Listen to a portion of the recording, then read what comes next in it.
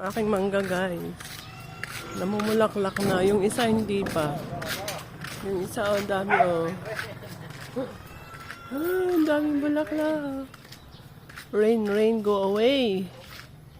Ayan, kahit dito oh. Lalagyan ko ng tent para sapin ba na tulda para hindi manakaw. Kasi sa tabi ng kalsada eh. Tingnan nyo guys, oh. Ganda niya pag bumuko na. Kaya nga, kakatuwa itong mangga na ito. Oh, daming bulaklak. Mas maraming bulaklak yan kaysa nung nakaraan, oh. Kaya nga, naputulan kasi. Uulan na naman, pausukan ko sana. Yay, ang ganda ng bulaklak niya guys. Ayan, ang baba lang dito. Mananakaw. Ginagawa yung oven ko ng malapit ng matapos.